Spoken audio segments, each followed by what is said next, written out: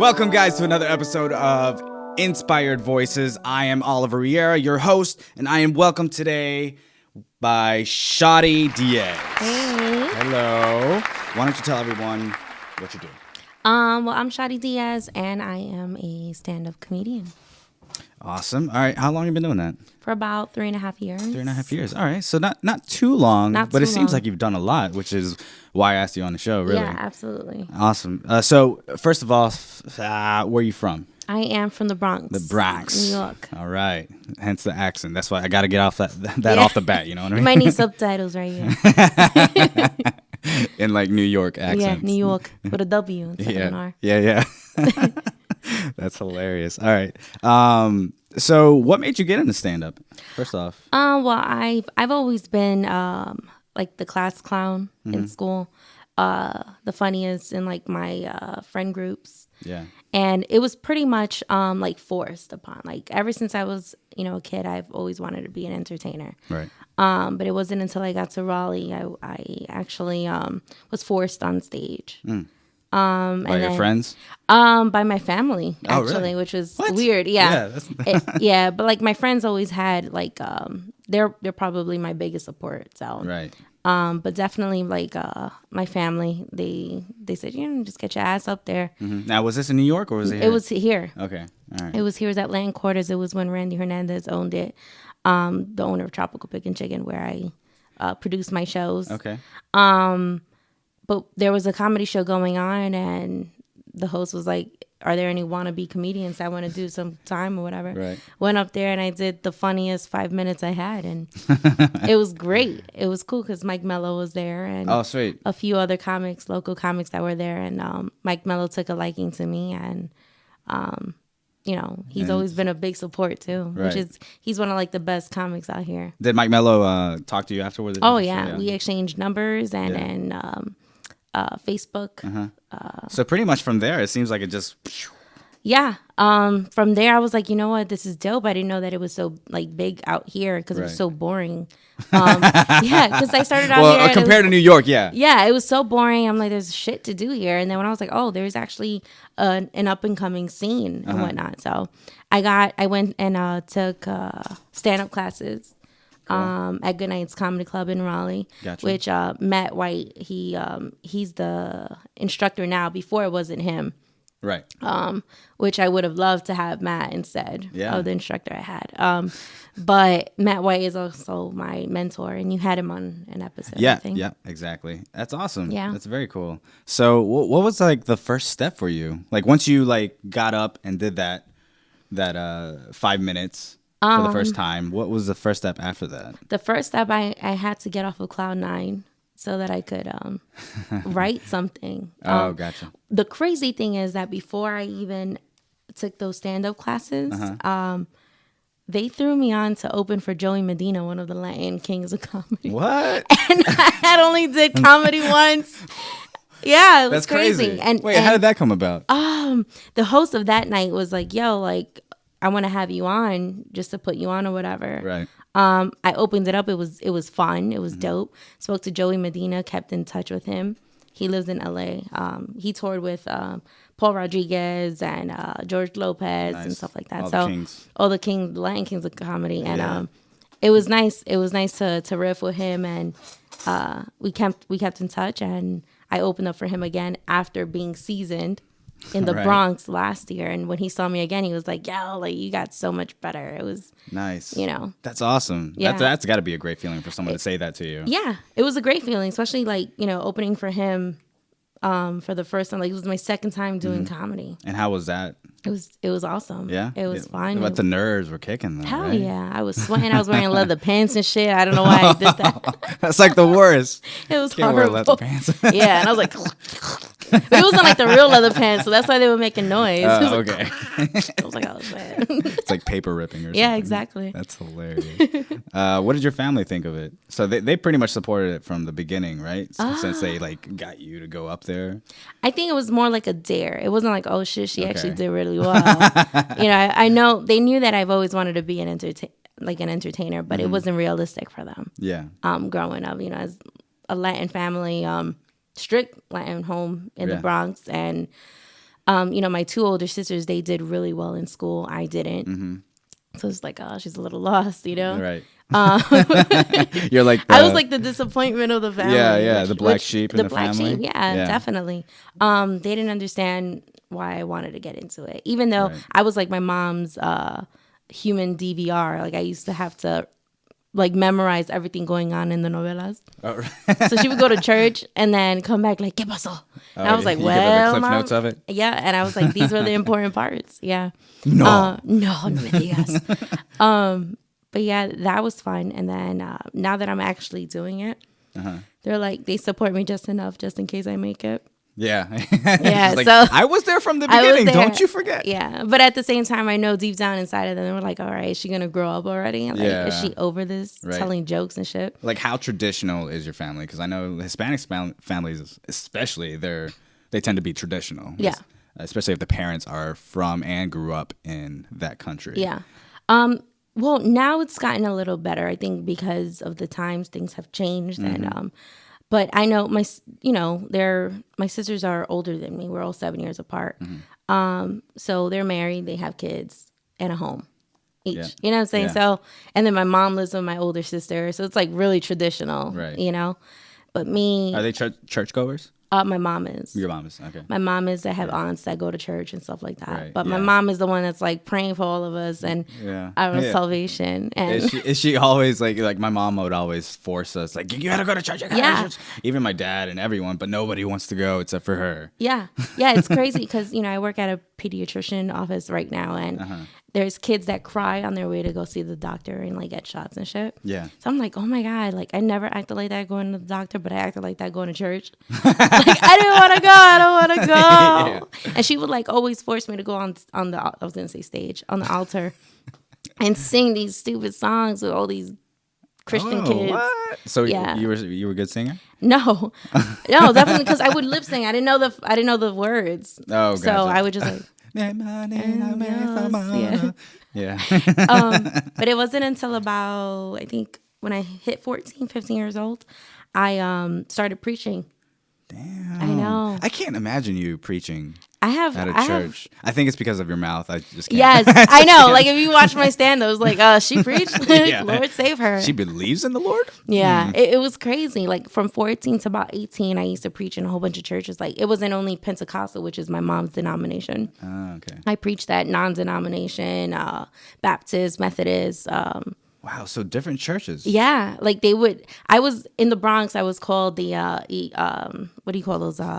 A youth evangelist. Can you believe that shit? Yo, it's crazy. But my mom, like, she has like my tapes now. Really? Like, she has my yeah. I should take them out and like you should listen to them. Yeah. But I remember like making people laugh. Yeah, you should get them and then create memes out of them. And put them and post it. No way. It was embarrassing. No, but like it was like recording tapes. Like it wasn't like film. Oh, like audio tapes. Yeah, it was audio tapes. Okay, Yeah, gotcha. It was. Sorry, my lingua. Did you like speak in Spanish or was it just both? Both. It was both. And they would recommend you like to go and speak. Yeah, they were like, she's 15, she's 16. I was. Damn. I was actually really good. I mean, the only reason why I stopped is because I didn't like. I'm not a rule. Like, I don't go by the rules. Yeah. Pentecostals are really strict, especially like Hispanic Pentecostals. They, you can't wear jeans, you can't wear earrings, you can't wear this, you can't wear that. You can't say this, you can't do this, you can't have braids. Yeah. It was deep. You can't really be creative then. No. Well, it doesn't work for a creative person. No, it doesn't. And whenever I tried, changing things around, like, oh, God forbid, I was always in the office because I did something wrong. Which was like, try to bring more youth to the church and, but that was it. And I was like, fuck that. I'll have my own personal relationship with God. And, I pray, I read the Bible from time to time, but. That's pretty much about it then. Yeah, that's about it. A lot of people tell me to get into like Christian comedy. Because they make money. Oh, dude.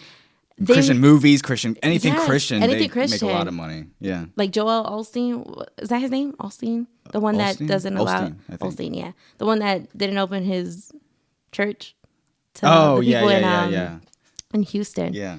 But yeah, he's rich. You're making a lot of money off of that. But how did you decide to go a different route besides preaching?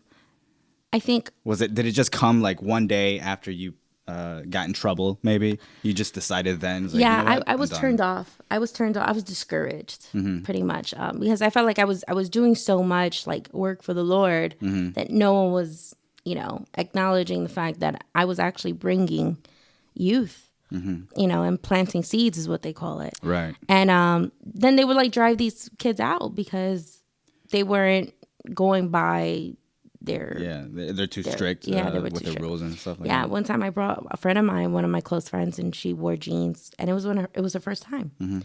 And they took her to the back and was like, "You can't wear jeans. Like, how do you do that?" You made her feel uncomfortable. Yeah.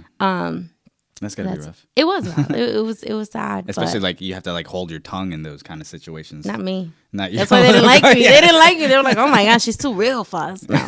She's too raw. She's too raw. But my mom understood. But my mom continues to go. My mom continues to pray for my salvation. Was she upset when you left? Yeah. Even my aunts are always like, "Oh, when are you gonna get back with the Lord?" And Right. You should go and find Jesus. I was like, I didn't even know that he was lost. Like just. I was like, where do I find him? But yeah, like I'll go from time to time, like on Easter. Right. But so that it seemed like that kind of sparked your interest in being on stage. Yeah. Right? Would you agree with that? Oh, Did you have anything before that would spark that interest in being on stage? Definitely. Throughout high school, I would try out for plays, and I would get roles, but then I would just be like, I don't want to do it because like when I would you dropped out. I would drop out and like my best friends they would like try out and not get in and get upset because I'm like, yo, you got in and then like you're just gonna drop out. I'm like, yeah, because I don't know. I just felt like I wasn't a nerd.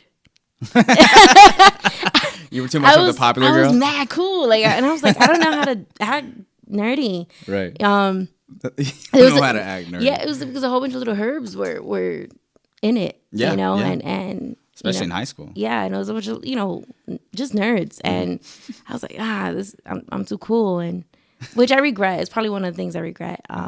Also, I wanted to go to LaGuardia High School of Arts. That's where Jennifer Aniston went, a whole bunch of other celebrities, actresses, and stuff. Nice. Because I wanted to be an actress. Right. But that was a no because my family was like, no, you're going to go to an all-girl private school like your sisters and shit. That's got to be rough. It was hard. Yo, did everyone in the girls' school like sync up? What do you mean? Monthly? Oh, probably because there were some bitches. That. There were some bitches at the time. How many did you see any fights at the all-girls school? No, there's more lesbians than fights. Like, really? They loved each other. Oh. I swear, like going to that they just loved each other. They just loved each other. We didn't have any. Love. Yeah, we didn't have any fist fights or anything like that. I mean, again, I was cool. I was friends with everybody. Yeah. So I didn't really see much. I didn't care to either. Gotcha. But yeah. Did you perform in front of your family? Like any like make them laugh and stuff like that? Oh yeah. Yeah, all the time. I mean, they know I'm funny. Like naturally, right. They know I'm funny. But when they see me on stage, like they don't see me all the time. They'll see me hosting and they're like, okay, she's funny because I'm doing crowd work. But when they see me on stage actually doing it, they're like, oh, okay, she's gotten way better. Yeah. Where does that come from? My dad. Your dad. Yeah. My dad's a natural. I think even from when he met my mom, he's the one that approached her, you know, and he's always just slick with it, like he's just a natural. Bronx yeah, guy. He was a natural charmer. Right. He made everybody laugh. He was the center of attention. Nice. He's that kind of guy. He's that kind of guy. I think my sisters say it all the time that I got it from him for sure. Yeah. Till this day, like, he paid so much tuition for us to go to school and, be educated and professionals and stuff like that. And I decided to be a comedian. He's like, fuck it then. I'm going to get my money's worth. Right. He'll call me up and say, yo, I got a joke for you. He'll start writing shit or whatever. Oh, so your dad was a writer, huh? Your dad was writing jokes for you? Well, you know what? It's funny that you brought that up. He used to write like poems off the back, like like top of his head. Real romantic. He was real romantic, like with a lot of women. And no, just kidding. My family's probably gonna Just watch kidding, it. Mom. Just kidding. I didn't know anything. No, but he was awesome. My dad also he was like in politics and stuff in Guatemala, which is why he came out to the United States. They sent him out on a visa. Yeah. They were trying to like get him because he was trying to spread He was wanted? socialism. Yeah. Yeah. He was one of those Che Guevara dudes. Oh man. Yeah. And like he was trying to teach, people how to read and write, and they didn't like that. It was like a military government, like militant government, which wasn't good. But I remember when I was little, we drove to Guatemala and just to get an award that they were giving him. And he had to tell a speech. He had to say a speech. And I remember he put the mic back, like how comics do. Yeah. But with the mic. So his voice is so loud. Yeah. And his, like, he projects. Yeah, that he doesn't need it. To the back, like everybody was just cheering him on. And nice. it was dope. It was dope to see. That's gotta be something. Yeah, it was a nice memory of my dad. That's awesome. That's very cool. And your dad's from Guatemala. Both of your parents are from there. They're right? both from Guatemala. My dad lives in the Bronx, though. My mom lives there. Yeah. Yeah. Okay. Cool. Awesome. So once you got into stand-up, what's the hardest thing that you found out about doing stand-up? I think the hardest thing in the beginning I think maybe any comic is feeling accepted in whatever scene you're trying to start out in. Yeah.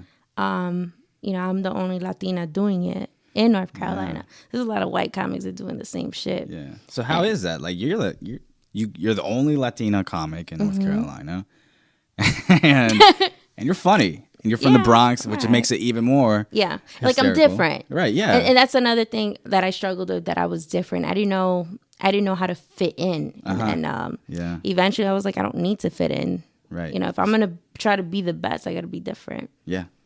So I carry being Latina, being a woman, that's another hard thing. Did you know that from the beginning when you moved down here that it was going to be tough because you were a Latina? No. I didn't. I came here totally ignorant of the culture shock I was going to receive. So this day, I'm like, what the? It's weird. It's it weird. Still surprises you. It still surprises me, and but yeah, like I just knew I was going to be different. I'm still different. I don't want to be anything else. I don't want to be like anyone else. Right. But I think I struggle with, just keeping my mouth shut, or keeping my feelings, active. Like I realize now, as I get used to stand up and continue to do it, is that my feelings or like my goals don't care about my feelings. Yeah. So like if you feel too much, you're not going to get anything done. You're not, I was too worried about what people were saying, what they were thinking. And it's like, fuck them. And it's like a tight group, I guess. There's tight groups. With the comics. There's a whole bunch. A lot of them think they're funny by affiliation. Like just because one of them is really funny, that doesn't make you funny. You know, like just like if you and I are friends, right, and I'm funny, you think you're funny because you're my friend. Like Yeah, it doesn't work really like that. no. It doesn't work like that. So a lot of them think like that. A lot of them have that mentality. I realized that I just need to keep to myself, and just Matt White once told me your circle is just as important as your material on stage. So I try to remember that every time I go to any mic. When was that moment? Like with that you realized that, like you should, because you said you cared about what other people are thinking. When was that moment where you were like, you know what, I don't care? When I hosted an open mic. It was my first open mic that I hosted at Good Nights Comedy Club. Okay. Which is where was it before you got up on stage or afterwards? No, it was after. It was actually this year. Oh. Was it? Oh, no. It was actually the last open mic of 2016. Okay. So it was the week of New Year's Eve or whatever. Yeah. And I heard that no one expected that many people to be there. Right. As far as like an audience. Mm-hmm. And I realized out of observation that some comics get nervous when there's an audience. there's more audience members or more non-comics than comics. So they're so used to making other comics laugh. Yeah. Which I don't give a shit to do. Right. You know? So I was on stage and I'm a different type of comic. I'm not like a dark comic. Not saying that anything is wrong with it, but comedy's subjective. Right. So I kept the energy up. Yeah. From the beginning to the end. Maybe there were certain things that I should have stopped doing, which Matt, my mentor, came out and told me. He was like, you should stop doing this or stop saying that. Right. Just so that little things here and there. So I did. But that didn't defeat the fact that I kept the energy going. And I had that club jumping. Yeah. But then there were comics talking shit on the side about how I hosted. Like one of them who claims to be like, you know, this culturally, like he's all about the culture and, you know, he's more culture than other comics or the other people. Yeah. And he said, what is she doing? This isn't a Comic View or Def Comedy Jam. You know, right. Like as if I was being, like if I was in a hip hop show, he said, this isn't a hip hop show. Oh. And Matt told him, he was like, do you know where she's from? Yeah. Like this is me. Yeah. You know what I'm saying? Exactly. Like, why are you complaining? Because this is a hot room right now. Right. Yeah, exactly. I think that's like they're not used to someone like you. They're not. And so like they were intimidated. Yeah. And it made me I mean, I didn't think of it that way. I thought of it like, damn, you trying to play me and trying to like I was literally starting to feel discouraged when I was hearing negative feedback from them. Like they weren't happy. Until Mike Mello said, how did the crowd react? Yeah. And I said they were dope. Yeah. You know, I took pictures with people like if I was somebody. You know, like, oh, let's take a picture. And I was like, all right, cool. But he even said it like, what did the crowd feel? What did you think about the crowd? I'm like, they were jumping. That's what matters. Yeah. Fuck everybody else. Yeah. You're not there to please the comics. Exactly. So that was one thing that I struggled with, you know? Yeah. But it was from that moment, like I even kind of depressed over it. But I was like, what the like I think I had that moment like I'm Shari Diaz. Yeah. You know, I'm strong. Right. And I'm funny. And none of them were going to take that away from me. Especially because they were nerds. And damn nerds. Not saying that I was a bully in school, but I was cool as shit. I didn't have to work this hard to feel accepted, you know? Right. Especially from nerds. And like, you know, I was cool with nerds and cool with cool people. Yeah. But I was like, these are nerds that I didn't want to be cool with. Right. It was nothing personal. It was just it's business. It is business is business. Yeah, that's what it is. So what about comedy stand up? Do you love? Like, what do you love about it? I would say that comedy, like stand up, is my escape from the real world. So it's like therapy for you? Oh, absolutely. Especially if I can't afford therapy or whatever. And like, I don't want to take like drugs and stuff like that. Yeah. You know, yeah. Latinos are against that shit. They're like, that's true. Yeah. What are you doing? Crazy. You better take some herbs, mix it together, and get some oil. Or drink some NyQuil, sleep it off. Yeah. Put some Vicks right here. Yeah.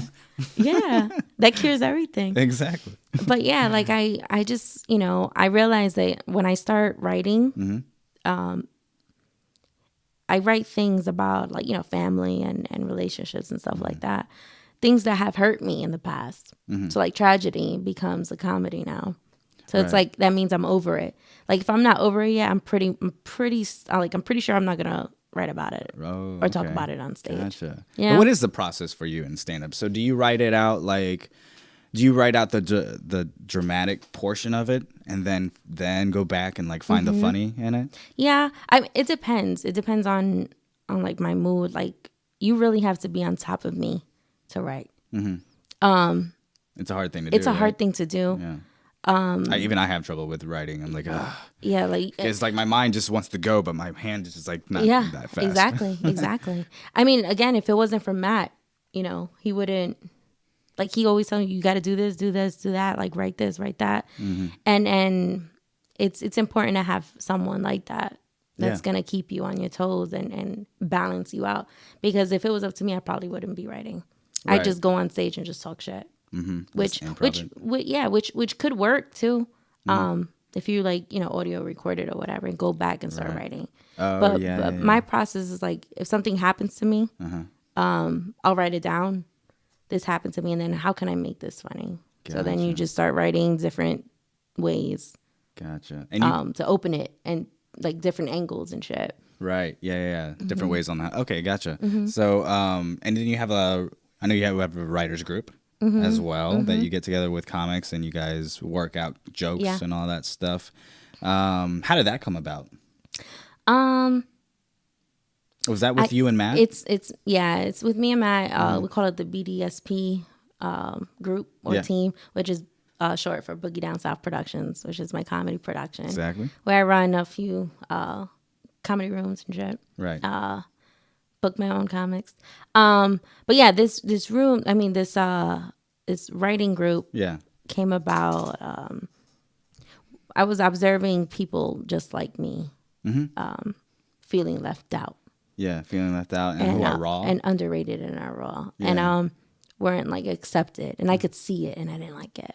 So I reached out to them and I hung out with them just to see what they were about. And these were actually pretty creative, intelligent, funny, cool ass people. Yeah, I met these people, man. Yeah. They're hilarious. They're hilarious. And there's a lot of comics that will shit on them because they just have their own opinions of. Right. They think they're too new. They're too new or whatever. But these are funnier than them. Right. Straight up. Yeah. They are hilarious. Like hilarious. Sometimes when I'm like in a bad mood or something and I know there's a writers group going on because it's at my house. Yeah. That's why he knows about it. Exactly. Because Matt White is my roommate. Yeah.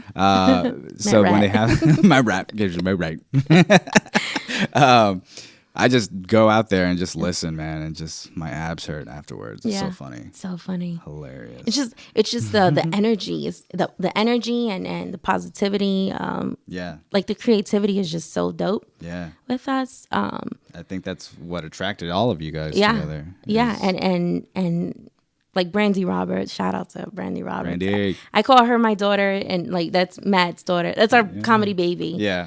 Seriously, like she's like a protege. Like she's growing. Yes. And it's like, oh man, like I can't wait to see watch her success level. Cause she's gonna be big. Yeah. To me, she's gonna be big. And it's like I don't lie when I call her my daughter. Like I look at her with so much pride. Like I could already see. Yeah.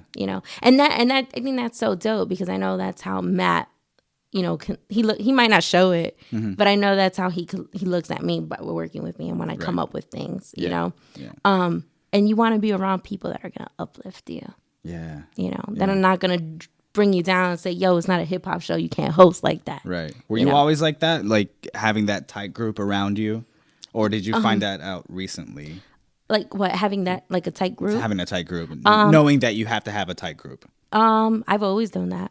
My tight group, my number one tight group is my mom, my sisters, and me. Yeah. And then I have my best friends, my 4 best friends. It's Vanessa, Gabby, Victoria, and Morgan. Yeah. And we are different, but balance each other out. Nice. That's what you we're need. Each other's go-to. We talk every single day in our group chat. Oh, nice. So it's important to have some type of support, positive support. Right. Yeah. But I live here in North Carolina, and that we all live in different places. So this group is my new group. Mm-hmm. It's a newfound group that I'm so proud of. It's with Will Ellingson, Ricky Myers, Brandy Roberts. Yep. From time to time, we'll have other comics come in and out. Mm-hmm. Some of them probably feel like, oh, it's a writer's group. Like, the fuck do they? Little do they know that it's so important to write. Yeah. To write. It's not all about open mics and making other comics laugh. Even as an observer, it's fascinating to watch a joke from like a seed to a full bloom flower. You know what I mean? Yeah. That was romantic. It's the Latino inside of me. Da, da, da, da, da. I just want to see a cape. Zorro.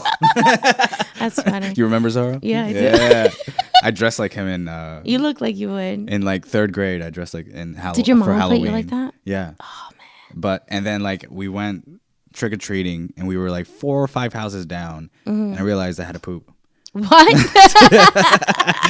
But I did it, for some reason, I just didn't go back to the house and I just ran in circles and I ended up putting my pants. What? Why did you do that? I was, and did you continue to trick or treat? I after I went to the bathroom in my pants, I went back home, took a shower, changed. You went back out as Were as a you cowboy. Zorro? I was a cowboy. Oh my I God. had to change. Yeah. I had horrible experiences for Halloween growing up. Yeah. So, I had what? horrible. Is this in the Bronx? Yeah. I was in the first grade, and I was always a procrastinator. So I told my dad, I was like, I need a Halloween costume. We have a Halloween contest tomorrow. So he took me out to this cheap ass pharmacy called Star Drug in the Bronx, and he bought me a genie outfit. It was the only. I mean, it wasn't even cute, but it was the nicest thing. Yeah. It was a genie outfit, and it was purple, and it wasn't like lilac or a pretty fucking color. It was like Barney purple. Oh no. It was ugly. So I was like, all right, well now I need like genie sandals or something. Yeah. And he was like, it's still cold because it was October. Just put your sneakers on. Yeah, and literally he was like, I'll buy you new sneakers. He took me to Olympic Town on Kingsbridge Road where I grew up, and he bought me purple Converse. Oh, there you go. And they matched. Oh, did they? It was horrible. I was like, yeah, I'm gonna be the shit. And I remember my older sister came because she made like cupcakes or some shit, and she came to help out. Then my middle sister was in 8th grade, and I was in the 1st grade, and she was helping out with all her friends. Yeah. And then the contest, and there was a whole bunch of genies. Right? Oh, really? Everyone went to the same one. Yeah, not that color, but they were nicer. Oh, okay. But I really thought I was confident that I was gonna win. Yeah. And this one girl, she won, and she was Jasmine from Aladdin. And she was beautiful. I won't deny it. She had sandals, And She actually had sandals. had Converse. And she won, and I made a scene. I was like, no, I look beautiful too. In front of everyone? Everyone. And my sister grabbed me and she said, you better not do that. Yeah. How dare you? But in Spanish? No, Oh, in not- English. Oh, Yeah, my okay. sister was She wanted real. everyone to hear Yeah, that. she was like, how dare you? That's so embarrassing. I'm never going to do this again. Nah, she didn't. Then in 2nd grade, second grade, I was a pumpkin. She made me be. I was a fucking pumpkin. She painted my face orange, and I had a big ass pumpkin suit, and then I had green stockings and brown ugly ass shoes. And I went to another contest. Another contest that night. Yeah. And then my friend that came from Guatemala who knew no English, I gave her the ugly genie suit, right? The genie costume. And I was like, yes, I'm going to win this year, right? So I went and I won funniest. And then this bitch in my genie thing won prettiest. What? Yo, I was so tight. And then I was so mad. And I was in the kitchen where I wanted to cry, right? I couldn't believe it. I was so mad. And she looked at the label because it said the prettiest costume. She's like, ¿Qué dice? Like, what does this say? And I was like, this is my chance to feel better about myself. Yeah.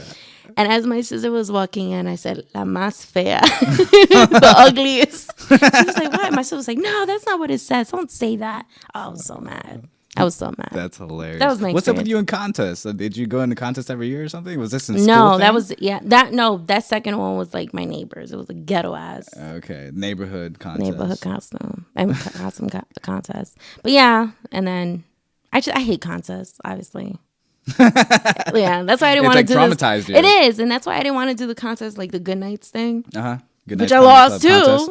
Right. I lost too, but that's fine. How was that experience though? Like, That was awesome. How did you deal with it? With the loss. That wasn't your first contest as far as stand up, right? It was. Oh, it actually. was. Yeah. Oh wow. I went through the prelims. I had a nice. Were you there? I was that there. One, the prelims, the first one. Yes, I was. Yeah. The first. Well, that one was dope. That was dope. You did good. Yeah. Yeah. And sorry. But I did really well, and my family was there, and they were just like, yo, like, she's for real about it, Yeah. And then I did the semifinals, and I didn't go through. I went over my time, but I heard I could have went through. Like it was, I would have been in the finals. I wouldn't have been surprised. Yeah, but it's all good. Yeah. If I'm still here next year, then I'll do it again. I'll do it again. All right. So how was that experience? Like going through contests? Like, is it nerve wracking? It is, but also I had to keep in mind, like, just because we're all funny. A lot of us were funny somewhere, but it doesn't defeat the fact that I I know what I can do. Right. So this doesn't justify anything really. Yeah. You know. So you just kind of gotta go out there and just have fun. And just have fun. That's pretty much, because if you're too stuck, As long as you do the work beforehand, yeah, right? So, yeah. Like, I mean, if you go on stage and you're like, oh, this is a contest, I gotta win. Like, if you're thinking about winning and thinking about the money and stuff like that, you're not really doing it for the passion. Right. You know, it's not long term. It's short term. But it was fun. I work well under pressure. I think that was what happened. So I think that's a good thing that I see about like Latinos and Latinas. Yeah. Like we're hard workers. Yeah. Man. Like, and when it comes down to pressure, yeah, we get it done. you better believe it. Yeah.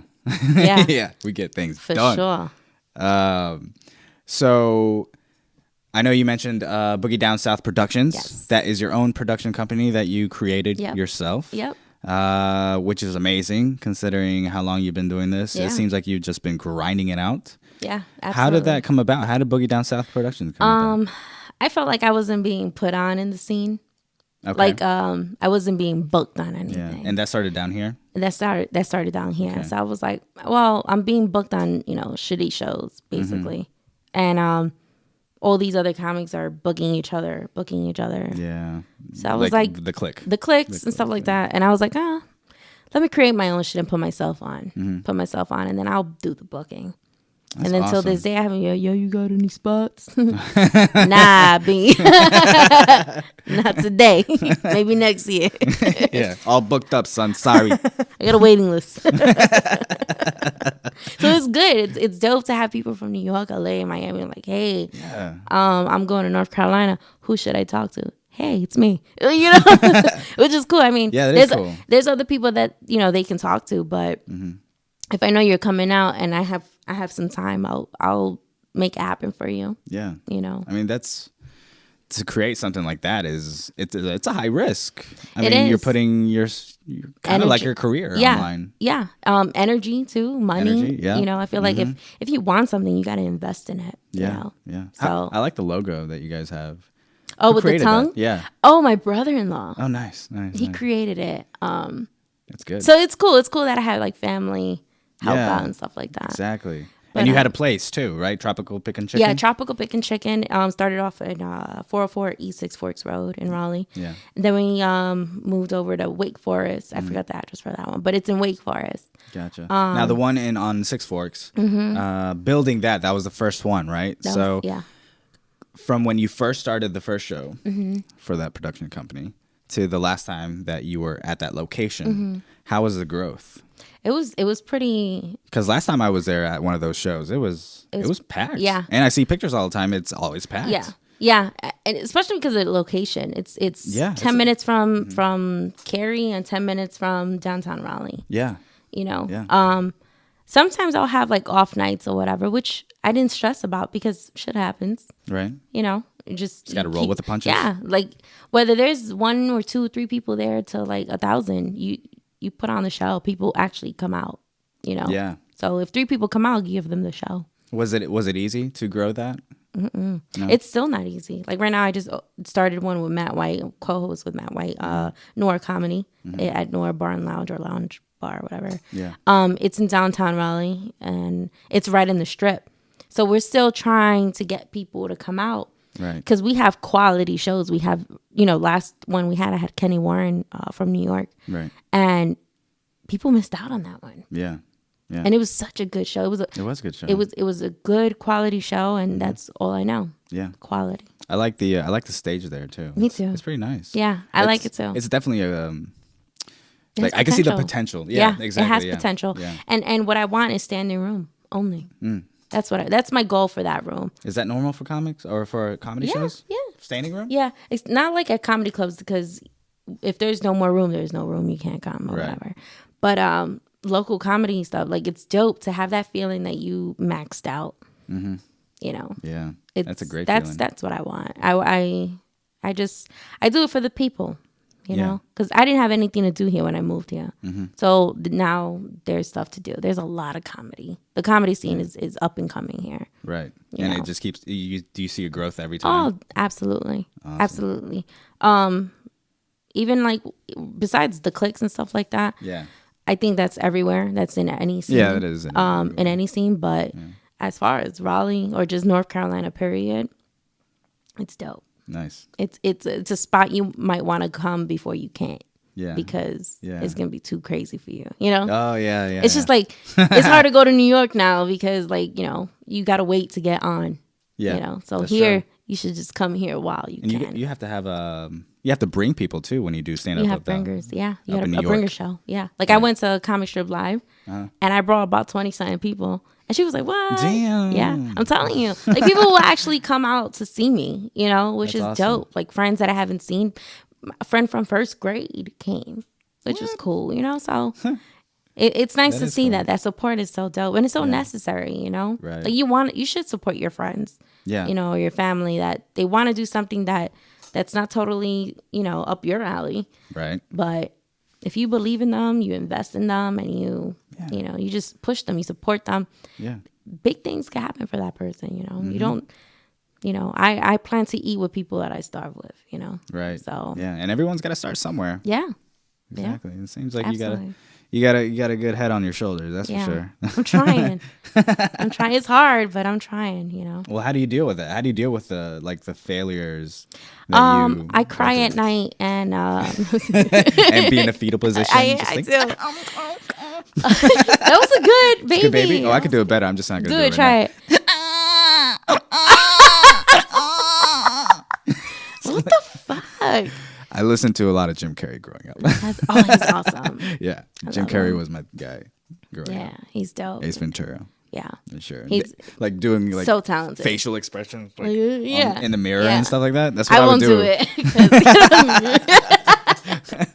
because I'm classy. because I'm classy. No, I just have to deal with it. I don't know. It's just I complain first. You gotta you like vent it out. I first. vent it out. Yeah, like I take a while to talk about it. Like if I'm bothered, I just stay quiet for a little bit. Yeah. And then I'll talk to my go-to, who's Matt. And he'll tell me straight out. He's such a good listener. I'm not. But he'll listen to me and he goes, well, this, and that. And it's like, oh, you're always right. Yeah. So That's what he said about me. He's like, man, you always check my ego whenever I talk to you. I'm like, yeah. You're right. Yeah. You're right. yeah. That's very true. Yeah. Like the other day I did really well. And someone that I didn't expect to tell me that I did well. Mm-hmm. I was like, yo, check that out. And he was like, you gotta still keep grinding. Like that's always gonna happen. Yeah. So get over it. Yeah. And at first I was like, oh, what the fuck? Like you can't let me have a good night and this and that. He goes, you have a lot of good nights. Right.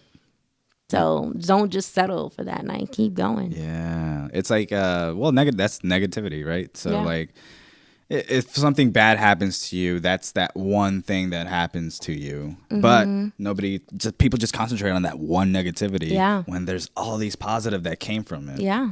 So is that pretty much where you go to after you like vent it out? Then I vent it out. Then you just I try not to cry, but I'm a girl, so you're emotional. It's okay. I am. I'm emotional. I'm definitely sensitive. Yeah.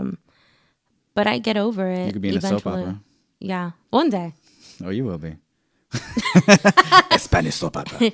La novela. Oh yeah, like Moonlight had it. Esperanza. Yeah, I was like, Esperanza. why? This shit is dope. Welcome. That's funny. We'll have But, you with chancla. Yeah. Yeah. But yeah, That's cool. I try to get over it. Yeah. You know. So, what are some comics that you look up to? Like one of your favorite comics? I don't know if I would say he's a stand-up comic, but he's like a comedic genius artist. John Leguizamo. John Leguizamo, man, one of my favorite Latino actors. Yeah. Man. And I think he just sets the bar. You know what I'm saying? Like he's so raw. he's so raw. So raw. He's so raw and he's so real. Like And he's from the Bronx too, right? He's from Queens. Oh, he's from Queens. He's Okay. from Queens. He's Colombian. For many years people thought he was Puerto Rican. I don't know why. Yeah, probably from a movie or something. Probably. Well, I mean, he was Benny Blanco from the Bronx. Yeah. Maybe that's why Yeah, you said the yeah, Bronx. yeah, And Carlitos. yeah, that's why. Yeah. He's from the Bronx. The Bronx, right? Well, Carlito is. Hey, Benny, come on. Benny is, yeah. No, but I've always loved him. Since I was a kid, I watched Sexaholic and all that, all his one-man shows and shit. Yeah. And I was young, and my family let me. Well, my sister let me because she actually went to a show. Nice. In New York, when he was on Broadway. It was Broadway, I think it is. Yeah. Yeah, he did that Broadway thing. Yeah. So, and then I met him just at Hallmark on 20 something Street in Lexington, I think it was, in New York. And he was with his son. I was like, oh my God, all these white people don't know who he is. And I'm like, it's him. It has to be him. And I spoke to him. Like, I didn't want to be like, "Yo, John," like, what's up? Were you nervous coming up to him? I actually waited for him outside because I didn't want to make a scene inside. Yeah, right. And I said, the crazy thing, I mean, it was all meant to be. He got down, he started tying his son's shoes. And I said, "Hey, I don't mean to bother you, but are you John Leguizamo?" And he was like, "It's me." And I was like, "Look, man, I'm a big fan. I don't have anything of yours right now, just this book that I'm reading. Can you sign it?" And he signed it. I don't know where the hell I put that shit. I know. He signed it, but he was so dope. Yeah. I saw him again in Central Park, just mad cool. I said what's up to him, and it was just dope. Yeah. Then I saw him again at Good Nights when he performed that new... Did he recognize you on the third time? Probably not.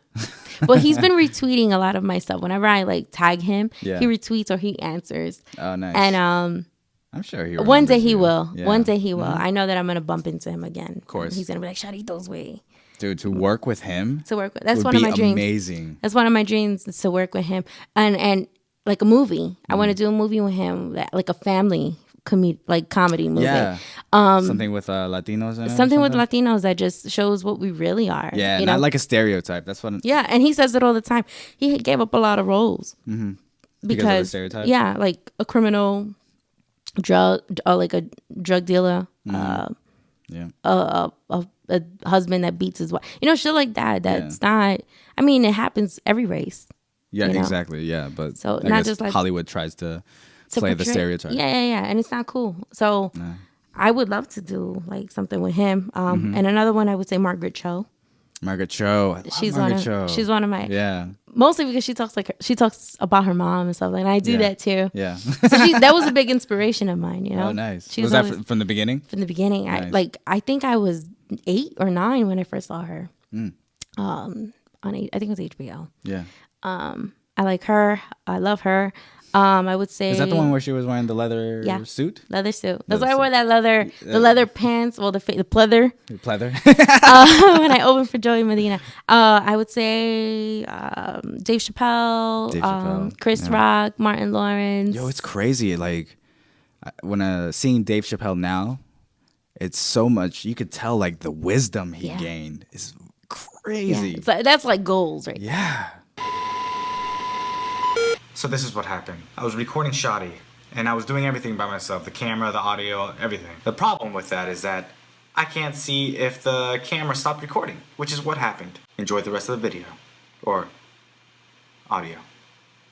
So you bump into celebrities in New York. Is that a frequent thing that happens in New York? Who else did I bump into? I know I bumped into a whole bunch of people. I hear that if you see a celebrity in New York, people usually don't like mess with them or anything like that. So you just keep it moving. Where I did see more celebrities, it was in Miami when I went to South Beach. Oh, really? Like I saw T.I. there. I saw Fat Joe. Oh shit. In the club or just walking? No, at the airport. Oh, at the airport. At the airport, and I had to act like I didn't know who they were, so I could be cool. And I just gave him an eye. Like, what's up? So Fat Joe. What's up? Yeah. What's up, Fat Joe? Like we were from the Bronx. I'm like, yeah, you run from the block. No. That's funny. Yeah. How do you usually feel after a performance? It depends. Yeah. Like if obviously like. You win a crowd over, you're gonna feel great and all that stuff, right? Yeah, but for some reason, like you go back home and you're like, now what? So it's like all that adrenaline. Yeah, all that adrenaline is like, okay, this is dope. Yeah. I'm about to get on stage. It's a great show. And it's like, okay. Yeah. And now do I wait for the next one? Sometimes I don't even have shows. Yeah. And for some reason, I don't know, I get like really like depressed when I don't have like shows for more than 2 weeks. Oh yeah, that's like me with acting. Like I start to like get antsy and stuff like that. Just like, it's like a drug now. Yeah, it is. It is a drug. It's like a drug. So it's like you get that hit, and then it's like you just want the next. Yeah, you know, want the next hit. You just want the next hit. Yeah, it's weird. Exactly. I can't believe I just compared comedy to fucking drugs.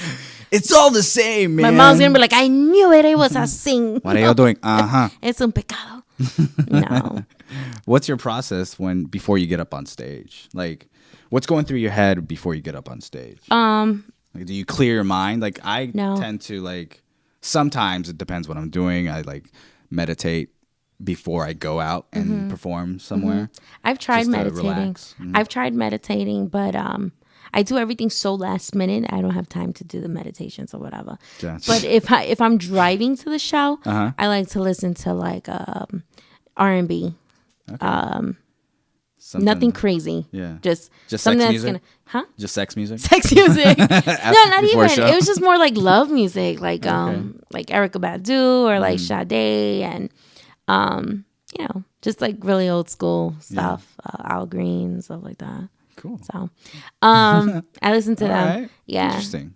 And like I mean, it is relaxing. It is relaxing. I guess that's my meditation, Yeah, maybe. yeah, it is. But when I'm at the show, I don't like talking to nobody. Okay.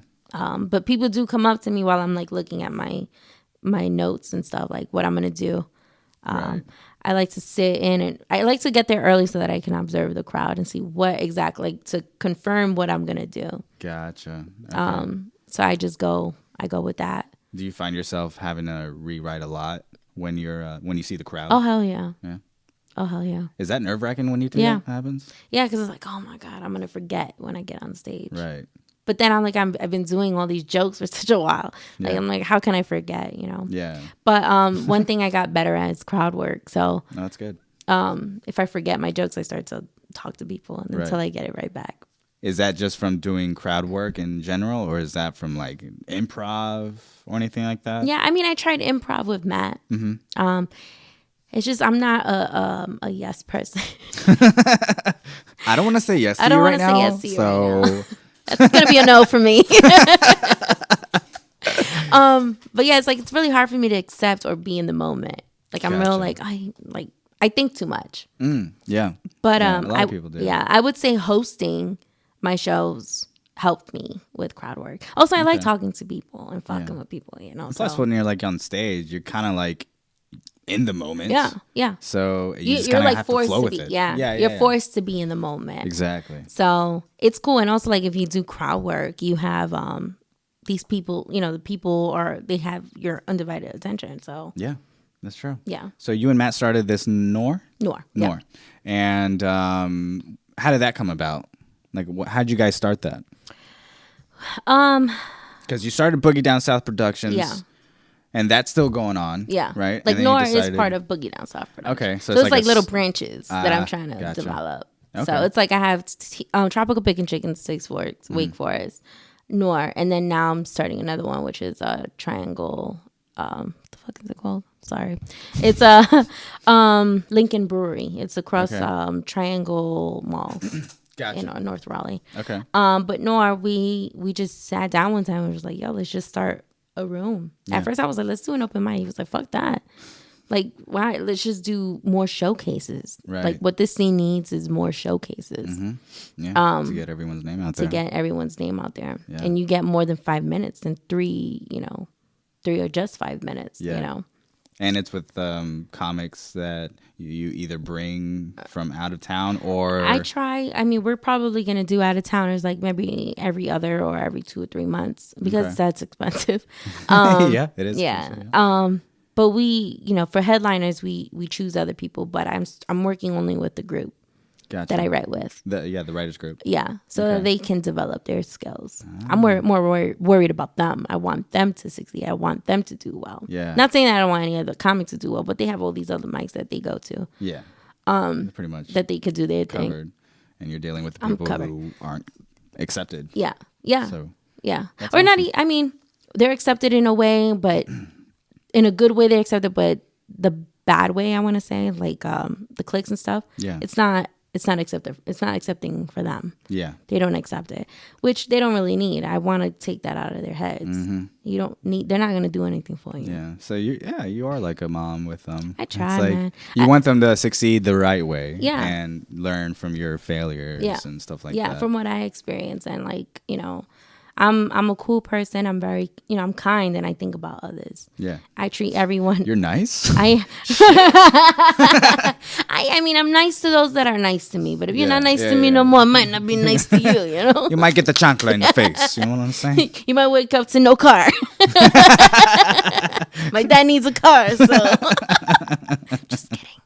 I got you, papi. This stupid ass here didn't left for my junk. I'm gonna take his car. But yeah, like I just feel like That's a great opportunity for all of them. Yeah. I like paying it forward. Yeah. Karma's real. It helps you. Yeah. Yeah. It helps you grow as well. Oh yeah, absolutely. Like, have you noticed a difference between being a comic as a student and then passing it on? Did you notice the growth in your stand-up because of passing it on? Yeah. Definitely. It's almost like going back to the basics, right? Because you're telling them the basics. Yeah, I'm reminding myself, and also it humbles me. Yeah, it humbles me because it's like I have them to remind me that I was there just a little while ago. Right. So, regardless, like right now, I've heard people say like, "Yo, that was the best set I've seen." That's because you've never gone to see me or support me. You've only seen me try new material that probably didn't work at first. Right. Or like 3 minutes and stuff like that. Like if you go and support me and watch me, I've been doing this for a while. Right. So for people to be like, wow, that was the best, like at the contest, that was the best set you've ever had. No, it wasn't. Trust me, it wasn't. What was the best performance you've ever had? In New York. Oh, really? Huh. I went to New York when was 3 this? times. The last time I went to it was a private event. Okay. And it was over 300 people there. Nice. Yeah. Very cool. And how'd you get that gig? The woman that she's a published author. Her name is MP Frias. If you look her up, she has like thousands and thousands of followers. Her book is doing really well. Shout out to MP Frias. Nice. She went to one of my shows. She went to the New York Comic Strip Live when I performed there, and she was like, "I gotta have you. So can I put you on this on the show?" And I went out and did my thing, and it was probably one of my best performances. That's awesome. Yeah, it was nice. It's nice to say I did well in New York. Not a lot of people could do that. Did you record it? No. Oh. You know what? I'm pretty sure someone did. They had a videographer there. I might ask. Yeah. So it was dope. It was good. That's very cool. Yeah. All right. So, how can people reach you? Facebook, Shari Diaz, or you can facebook.com/Shari SHARI 2 funny. So Shari 2 funny. Gotcha. Then I also have Instagram, Sharito's Way. It's like Carlito's Way, the movie. Yeah. SHARITOSWAY. And you can also follow me on Twitter, Sharito's Way too. You can follow Boogie Down South Productions too.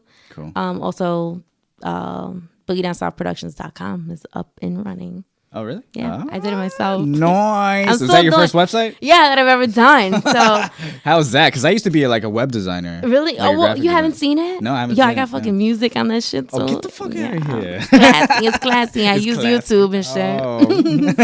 No, but I mean, I'm still working on it, but it's still there. Like, that's awesome. It's dope. It's fun. Very cool. Yeah. I'm going to put all of that info that you could find, where you could find Boogie Down South Productions. You could find Shari Diaz. You could find Noor. Right? Yeah. We'll get all that info in the description below. And, is there anything that you want to say to someone who is considering being a stand-up comedian? Yeah. Don't give up. Stay consistent. And don't care about what people have to say. Unless they've been in the game for a while. You want to listen. Yeah, I always say like you want to take opinions from people who are on the same level as you or above you. Yeah, exactly. Yeah, absolutely. I think the worst people to take advice from is someone who is not on the right headspace as you. Yeah. It's just it's something about it they just don't understand completely. Absolutely. And I think that's where ego comes in. I think that's where all the criticism comes in, because they don't understand something that you're trying to do. Yeah. Yeah. And a lot of people think short term instead of long term. Right. What you're doing is long term. Yeah. The decisions. This is what I want forever. Exactly. Yeah. So, and a lot of people, Yeah. especially in the beginning, Yeah. don't understand that. Yeah. And also don't get discouraged because you're going to bomb so many times. Like it's going to happen. Yeah. But in order for you to grow, you have to get through those challenges. Yeah. You know, it's not always going to be fun. Yeah. You know, and if it was easy, everybody would be doing it. So if you want to do it, then Fucking do it. Then fucking do it. It's not going to be easy, but Shari Diaz out. yes, exactly. That's hilarious. All right. Well, thank you so much for being on the Thank show. you for having me. I'm so excited. Absolutely.